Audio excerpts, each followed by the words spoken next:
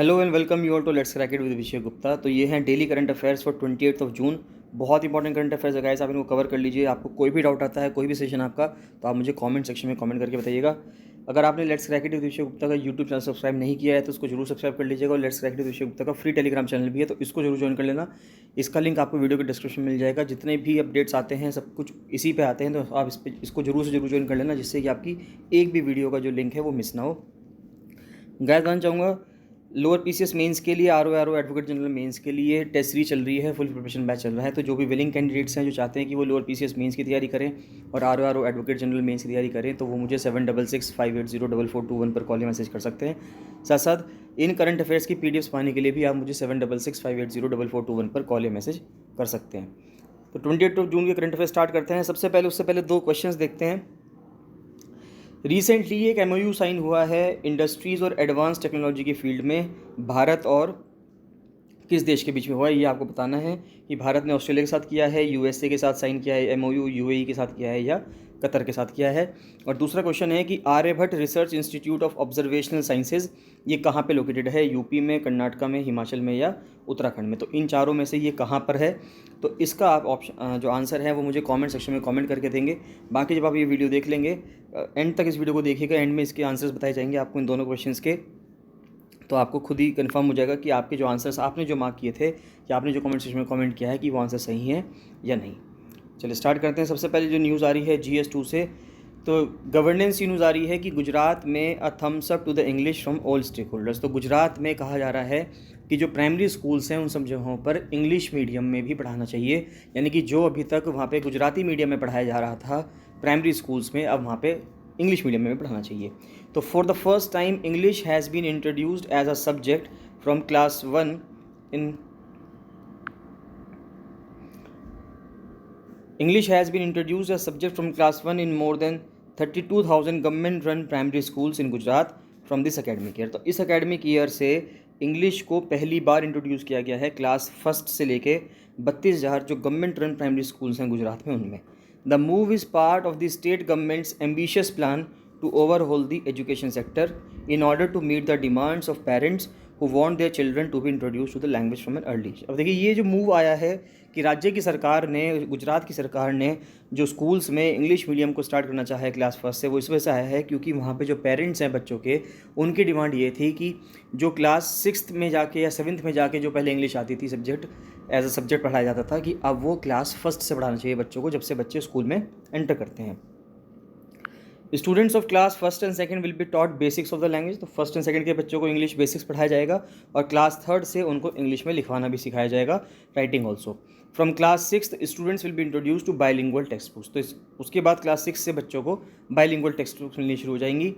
There is a demand for English from parents in the rural areas where Gujarati is the medium of instruction. तो ये जो demand उठी English की, ये उन पेरेंट्स से उठी, उन ग्रामीण क्षेत्रों के एरियाज़ के पेरेंट्स से उठी जहाँ पे गुजराती जो है वो मीडियम ऑफ इंस्ट्रक्शन था in most of the government schools की। ज़्यादातर जो सरकारी विद्यालय हैं, जिस तरह से अगर हम उत्तराखंड में देखें या उत्तर प्रदेश में देखें, तो यहाँ पे जिस तरह से मीडियम ऑफ इंस्ट्रक्शन हिंदी है, अगर आप किसी भी प्राइमरी स्कूल में जाएंगे या सरकारी विद्यालय में जाएंगे उत्तराखंड में या उत्तर प्रदेश में, तो वहाँ पे जितने भी इंस्ट्रक्शन दी जाती हैं वो सब हिंदी लैंग्वेजेस में दी जाती हैं, वहाँ पे हिंदी में पढ़ाया जाता है। लाइकवाइज गुजरात में गुजराती में पढ़ाया जाता है।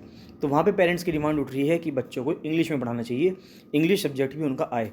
तो अब यही बात उत्तराखंड या उत्तर प्रदेश की सरकार को भी सोचना होगा कि वहाँ पर भी क्लास फर्स्ट से इंग्लिश मीडियम में इंस्ट्रक्शंस देनी शुरू की जाए, जिससे कि जो बच्चों का एक्सपोजर है टू इंग्लिश लैंग्वेज वो बहुत शुरू से ही शुरू हो जाए। नेक्स्ट आता है a turning point for Ukraine and it's women's rights. तो देखिए यूक्रेन के ऊपर एक बहुत ही सुंदर आर्टिकल आया था और उसमें ये कहा जा रहा है कि यूक्रेन की जो पार्लियामेंट है, वर्खोवना राडा, उन्होंने एक बिल पास किया 20 जून को, जिसने रेटिफाई कर दिया इस्तांबुल कन्वेंशन को। तो अभी इस्तांबुल कन्वेंशन क्या है उसको देख लेते हैं। इस्तांबुल कन्वेंशन था कि एक काउंसिल है यूरोप कन्वेंशन की on preventing and combating violence against women and domestic violence, कि यानी कि जो हमें प्रिवेंट करना है और कॉम्बैट करना है वायलेंस जो महिलाओं के खिलाफ हो रहा है और डोमेस्टिक वायलेंस को। अभी हाल ही में देखा गया था जिस टाइम पे रशियन आर्मी ने, रशियन फोर्सेस जिस टाइम पे यूक्रेन में हमला कर रही थी, और जो बूचा शहर था जिस टाइम पे उन्होंने उस पर हमला किया था और बाद में रशियन आर्मी बूचा शहर को छोड़ के गई, तो पाया गया है पीछे कि वहाँ पे कई सारे सिविलियंस को मार दिया गया, उनकी मास ग्रेव्स मिली हैं वहाँ पे, और कई सारी महिलाओं के साथ रेप भी किया गया, तो ये भी पाया गया है। Better known as the Istanbul Convention, it is the most far reaching international treaty design to set legally binding standards for the government. तो अब इस ट्रीटी की वजह से, इस्तांबुल कन्वेंशन की वजह से, अब देखिए क्वेश्चन पूछा जा सकता है आपसे कि इस्तांबुल कन्वेंशन क्या है। तो इस्तांबुल कन्वेंशन की वजह से गवर्नमेंट्स पे और जो कंट्रीज़ हैं उनकी गवर्नमेंट्स पे एक लीगली बाइंडिंग स्टैंडर्ड लग जाता है यूरोप में कि आपको वहाँ पे प्रिवेंट करना है, प्रोटेक्ट करना है और प्रोसिक्यूट करना है जेंडर बेस्ड वायलेंस को। ये कन्वेंशन यूक्रेन ने पहले 2011 में साइन किया था, लेकिन वो इसको रेटिफाई नहीं कर पाए। रेटिफाई उन्होंने 20 जून 2022 को किया, 11 साल बाद। नेक्स्ट आता है cabinet approves MOU between India and UAE on cooperation in the field of industries and advance technologies. तो इंडस्ट्रीज़ और एडवांस टेक्नोलॉजीज़ के लिए जो MOU साइन किया है वो भारत ने UAE की सरकार के साथ किया है। तो इंडिया और UAE का जो बायलैटरल ट्रेड है वो इस टाइम पे 180 मिलियन US डॉलर्स है, यानी कि अगर हम देखें तो 1373 करोड़ रुपए हुआ करता था 1970s में, जो अब बढ़कर $60 बिलियन पहुंच गया। तो यानी कि जिस टाइम पे 180 मिलियन हुआ करता था 1970s में, अब वो बढ़कर $60 बिलियन हो गया है। और India is the third largest trading partner for the year 2019-20 after China and the US। तो UAE के लिए भारत तीसरा सबसे बड़ा ट्रेडिंग पार्टनर है चाइना और US के बाद। UAE is the second largest export destination of India. Bharat से जो एक्सपोर्ट जाता है, भारत जो निर्यात करता है, सबसे ज़्यादा जो निर्यात कर रहा है भारत, वो सेकेंड लार्जेस्ट एक्सपोर्ट जो है वो UAE में है US के बाद। सबसे ज़्यादा हम जो एक्सपोर्ट करते हैं वो US को करते हैं, उसके बाद जो हम एक्सपोर्ट कर रहे हैं वो UAE को कर रहे हैं। और इसकी जो एक्सपोर्ट वैल्यू है वो करीब करीब $29 बिलियन है, यानी कि 2.21 लाख करोड़ रुपये, और 2019-20 का ही डेटा लिया जा रहा है इसमें। UAE जो है 8th लार्जेस्ट इन्वेस्टर है भारत में, जो भारत में इन्वेस्ट कर रहा है। UAE $18 बिलियन के करीब वो UAE में इन्वेस्ट कर रहा है, और भारत जो है वो $85 बिलियन UAE में इन्वेस्ट कर रहा है। तो UAE भारत में करीब करीब 18 बिलियन कर रहा है और भारत UAE में $85 बिलियन इन्वेस्ट कर रहा है। भारत ने और UAE ने comprehensive economic partnership agreement cepa को भी साइन किया था 18 फरवरी 2022 को। तो this agreement has potential to increase trade between India and the UAE from $60 billion to $100 billion. तो अब इस ट्रेड से जो सीपा एग्रीमेंट साइन किया गया है भारत और UAE के बीच में, उसमें कहा जा रहा है कि भारत का जो ट्रेड इस टाइम पे $60 बिलियन है UAE के साथ, वो अगले 5 सालों में बढ़कर $100 बिलियन तक पहुंच जाएगा। MOU envisaged cooperation on a mutually beneficial basis in the following areas. तो कहा जा रहा है कि जो MOU साइन हुआ है इसकी परिकल्पना की गई है कुछ इस प्रकार से कि जो म्यूचुअली बेनिफिशियल बेसिस पे, यानी कि दोनों को फ़ायदा होगा, भारत को भी फ़ायदा होगा और UAE को भी फ़ायदा होगा। एक तो सबसे पहले तो सप्लाई चेन रिजिलियंस आ जाएगा दोनों की इंडस्ट्रीज़ में, यानी कि जो आपूर्ति श्रृंखला है उसमें लचीलापन आएगा, यानी कि दोनों चीज़ें, दोनों जो कंट्रीज़ हैं वो ईजिली एक दूसरे के साथ कॉपरेट कर सकती हैं। रिन्यूएबल एनर्जी एफिशिएंसी पे काम किया जाएगा, हेल्थ और लाइफ साइंस पे काम किया जाएगा, स्पेस सिस्टम में आर्टिफिशियल इंटेलिजेंस पे, इंडस्ट्री 4.0 एनेबलिंग टेक्नोलॉजीज़ पे काम किया जाएगा। उसके बाद standardisation, metrology, conformity assessment, accreditation और हलाल सर्टिफिकेशन, इन सब चीज़ों पर काम किया जाएगा। नेक्स्ट है cabinet approves memorandum of understanding between India and Australia for technical cooperation for Australia India water security initiative. देखिए बहुत ही इंपॉर्टेंट MOU साइन हुआ है। ये सवाल सभी एग्जाम में पूछे जा सकते हैं, क्योंकि उत्तराखंड PSC अगर हम देखें या UPSC देखें तो उनकी हिस्ट्री रही है कि वो इस तरह से सवाल पूछता है कि कैबिनेट ने एक MOU साइन करा है इंडिया और ऑस्ट्रेलिया के बीच में टेक्निकल कोऑपरेशन के लिए, कि टेक्निकल कोऑपरेशन होगा ऑस्ट्रेलिया के बीच में और भारत के बीच में वाटर सिक्योरिटी इनिशिएटिव के लिए। तो MOU जो साइन किया है भारत की तरफ से ministry of housing and urban affairs ministry ने किया है, और ऑस्ट्रेलिया की तरफ से उनके department of foreign affairs and trade ने किया है for technical cooperation urban water management. तो शहर के जो वाटर मैनेजमेंट होता है, शहरी एरिया का जो वाटर मैनेजमेंट है, उसके लिए ये MOU साइन किया गया है। MOU would reinforce bilateral cooperation between the two countries in the area of urban water security. Next आता है कैबिनेट ने MOU एक अप्रूव करा है between India and the USA in the field of health sector. तो health sector में जो MOU sign हुआ है वो इंडिया और USA के बीच में हुआ है। नेक्स्ट आता है AYUSH institute gets NABL accreditation. तो एक NABL सर्टिफिकेट है। NABL की हम फुल फॉर्म देख लेते हैं। NABL की फुल फॉर्म है national accreditation board for testing and calibration laboratories.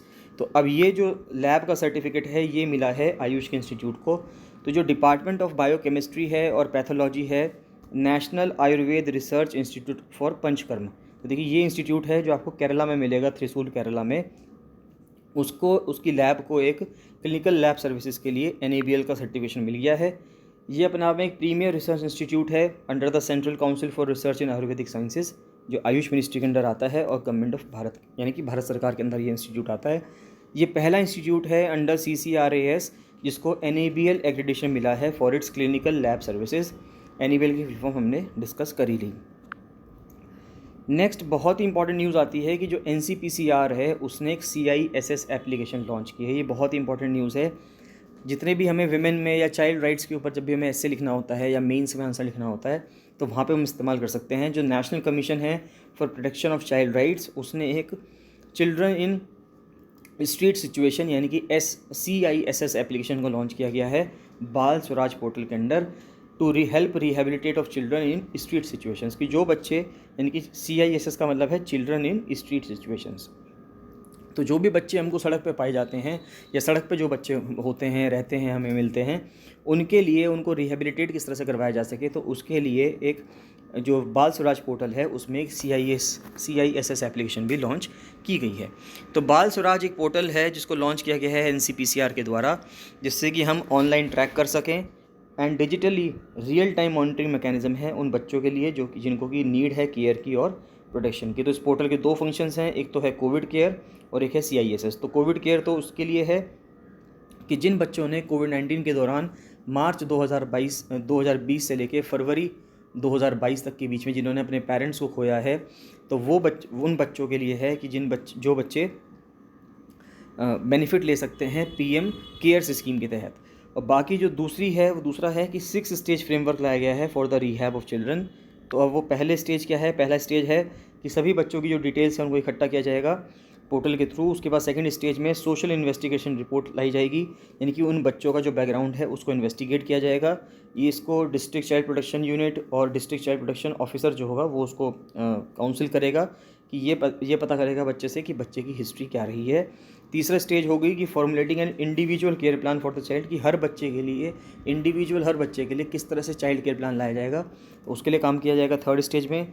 फिर फोर्थ स्टेज होगी जिसमें चाइल्ड वेलफेयर कमेटी बैठेगी, और फिफ्थ स्टेज होगी जिसमें कि स्कीम्स के तहत और बेनिफिट्स क्या क्या अवेलेबल हो सकते हैं बेनिफिशियरी को, तो उसके बारे में डिस्कशन किया जाएगा। और सिक्स्थ स्टेज में एक चेकलिस्ट तैयार होगी कि प्रोग्रेस कितनी हुई है, यानी कि फॉलोअप्स होगा कि जो भी हमने काम किया वो सब काम कितना हो पा रहा है या नहीं हो पा रहा है। Any child under children in street situation, अब किस बच्चे को हम कहेंगे कि वो बच्चा जो है चिल्ड्रन इन स्ट्रीट सिचुएशन है, CISS है, या तो वो बच्चा सड़क पे रह रहा हो या दिन में सड़क पे रहता हो या अपनी फैमिली के साथ सड़क पे रहता हो, तो उस बच्चे को हम CISS कहेंगे, यानी कि चिल्ड्रन इन स्ट्रीट सिचुएशन कहेंगे।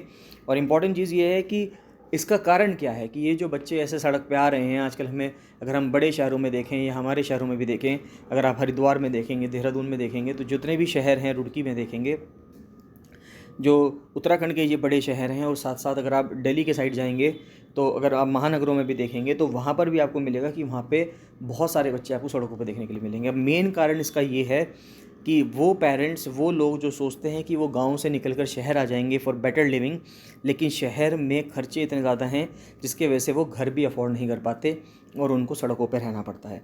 जो रूट कॉज है इस फिनोमिना का वो है migration of families from rural to urban areas, यानी कि ग्रामीण क्षेत्रों से शहरी क्षेत्रों में जो लोग माइग्रेट करके आते हैं in search of a better standard of living.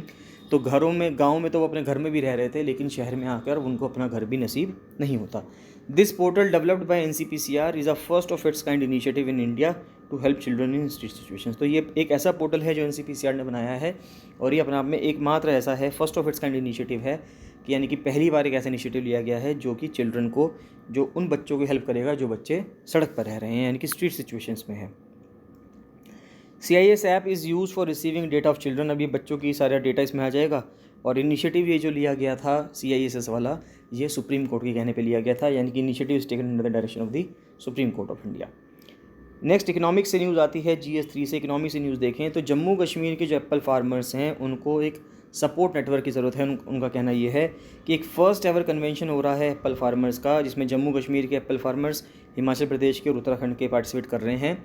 Srinagar में एप्पल जो है वो एक लाइफलाइन है कश्मीर की। करीब 70% जो कश्मीर वैली की जो पॉपुलेशन है वो एप्पल कल्टीवेशन पे डिपेंडेंट है, चाहे वो डायरेक्टली हो चाहे वो इनडायरेक्टली हो।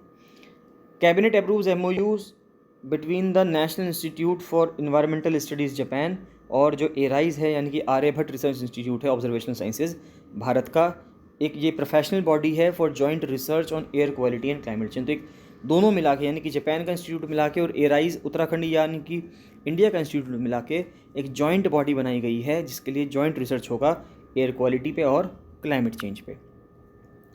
तो पॉसिबल एक्टिविटीज़ क्या होंगी, एक तो जॉइंट यूज़ होगा और ऑपरेशन होगा साइंटिफिक इंस्ट्रूमेंट्स का, फिर एक्सचेंज होगा साइंटिफिक और टेक्निकल इन्फॉर्मेशन कि दोनों इंस्टीट्यूट जो हैं जापान का इंस्टीट्यूट और भारत का इंस्टीट्यूट आपस में जो इन्फॉर्मेशन है उसको एक्सचेंज कर सकते हैं।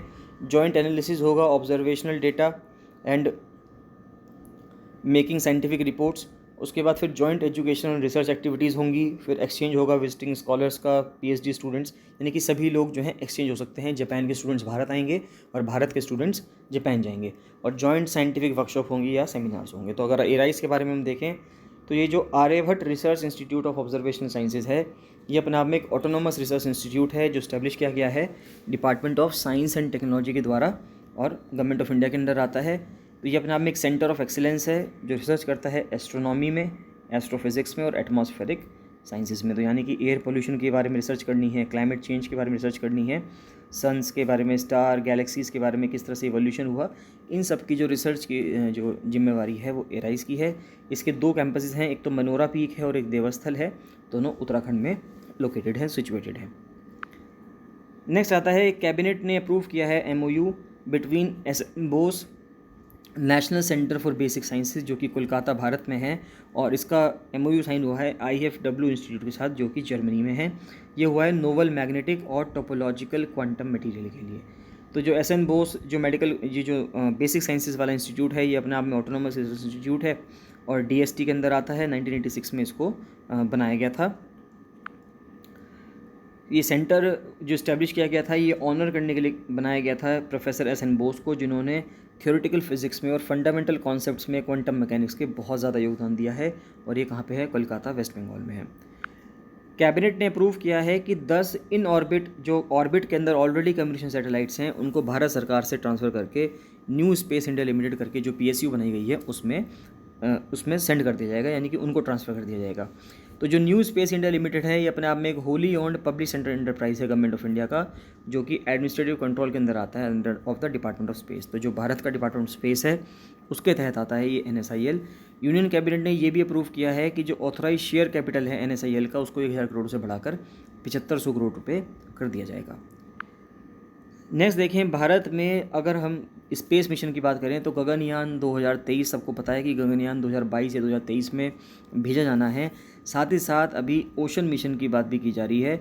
तो India will achieve the unique distinction of simultaneously launching the first human space mission यानी गगनयान और की first manned human ocean mission in 2023। तो अब भारत सरकार का सपना है कि वो जो पहला स्पेस मिशन है ह्यूमन का गगनयान उसको तो लॉन्च कर ही करे, साथ ही साथ फर्स्ट मैन्ड ह्यूमन जो ओशन मिशन है 2023 का उसको भी लॉन्च करे। तो मत्स्य 6000 जो होगा एक डीप वाटर मैन्ड सबमर्सिबल होगी जो कि ट्रायल्स के लिए रेडी हो रही है, जिसमें आदमी पर्सन बैठ के समुद्र की गहराई में जाएगा। तो पहला जो अगर गगनयान के लिए देखें तो पहला जो अनक्रूड मिशन होगा यानी कि उसमें क्रू नहीं बैठेगा, लोग नहीं बैठेंगे, तो वो सेकंड हाफ जो है 2022 का उसमें जाएंगे। उसके बाद सेकंड अनक्रूड मिशन जाएगा फिर एंड ऑफ 2022। फिर एक व्योम मित्र जाएगा जो कि अपना में एक ह्यूमन रोबोट है, पहले उसको भेजेंगे और फाइनली फिर इंसानों को भेजेंगे, यानी कि भारत से जो वायुमनौत्स होंगे उनको भेजा जाएगा स्पेस में। फिर एक MOU साइन हुआ है NHIDCL के बीच में और IIT रुड़की के बीच में, जिससे कि हाईवे इंजीनियरिंग के लिए हम इनोवेटिव आइडियाज़ ला सकें, क्योंकि हाईवे का काम बहुत ज़्यादा चल रहा है उत्तराखंड में या जितने भी हिली टेरेन वाले एरियाज़ हैं। तो national highways infrastructure development corporation limited NHIDCL ने प्रमोट करना है उनको सर्वे के लिए, establishes designs, build, operate, maintain और अपग्रेड करता है नेशनल हाईवेज़ को और उन स्ट्रेटजिक रोड्स को जो इंटरकनेक्ट करती हैं roads parts of the country अब विच शेयर इंटरनेशनल बाउंड्रीज। तो NHIDCL वहाँ पे काम कर रहा है जहाँ पर जिस तरह से BRO काम करता था बॉर्डर एरियाज़ में, लाइकवाइज बहुत इंपॉर्टेंट जो हाईवेज़ हैं वो NHIDCL कंस्ट्रक्ट कर रहा है। जिस तरह से कि जम्मू कश्मीर की यूनियन टेरिटरी में बनाना हो, लद्दाख में हो, अंडमान निकोबार में हो, हिमाचल प्रदेश है, उत्तराखंड है, सिक्किम, वेस्ट बंगाल और जो 7 नॉर्थ ईस्टर्न स्टेट्स हैं वहाँ पे हो। तो जो बहुत ज़्यादा फ्रेजाइल इकनॉमी वाले या फ्रेजाइल इकोलॉजी वाले जो एरियाज़ हैं वहाँ पर जो सड़क बनाने का काम दिया गया है वो NHIDCL को दिया गया है। इस वजह से उन्होंने IIT रुड़की के साथ, जो कि अपना में एक बहुत अच्छा प्रीमियर इंस्टीट्यूट है जो बहुत अच्छी रिसर्च करता है हाईवे में, ट्रांसपोर्टेशन इंजीनियरिंग में, तो उनके साथ उन्होंने MOU साइन किया है। कुछ स्पोर्ट्स की न्यूज़ आती है कि प्राइम मिनिस्टर ने कॉन्ग्रेचुलेट किया है मनीष नरवाल को और रूबीना फ्रांसिस को कि उन्होंने गोल्ड मेडल जीता है एयर पिस्टल मिक्स्ड इवेंट में eight para shooting world cup in France. तो फ्रांस के अंदर जो पैरा शूटिंग वर्ल्ड कप चल रहा था उसमें मनीष नरवाल और रूबीना फ्रांसिस ने 10 मीटर एयर पिस्टल में गोल्ड मेडल जीता है। फिर इंडियन शूटर हैं अवनी लेखरा, इनको भी गोल्ड मेडल मिला है पैरा शूटिंग वर्ल्ड कप में। और प्राइम मिनिस्टर ने कॉन्ग्रेचुलेट किया है इंडियन शूटर श्रीहर्ष देवरडी, इनको भी गोल्ड मिला है पैरा शूटिंग वर्ल्ड कप में। तो जो शुरू में 2 क्वेश्चंस हमने डिस्कस किए थे उन क्वेश्चंस को देख लेते हैं कि जो MOU साइन किया गया है एडवांस टेक्नोलॉजीज़ में और इंडस्ट्रीज़ में, ये भारत और UAE के बीच में साइन हुआ है। तो ये हमने अभी न्यूज़ पढ़ी ही थी। और जो सेकंड क्वेश्चन है कि जो एराइज इंस्टीट्यूट है ये कहाँ पे लोकेटेड है, तो ये उत्तराखंड में लोकेटेड है, ये भी हमने देख लिया था। तो इसी के साथ 28 जून के करंट अफेयर्स कवर होते हैं गाइस। इसमें आपको कोई भी डाउट आता है तो आप मुझे कमेंट सेक्शन में कमेंट करके जरूर बताइएगा। और इसके अंदर आप किस टॉपिक पे वीडियो चाहते हैं, अगर कोई टॉपिक है ऐसा जिसको आपको कन्फ्यूजन है, आपको समझना है, पढ़ना है, तो उसके लिए भी आप मुझे कमेंट सेक्शन में कमेंट कर सकते हैं।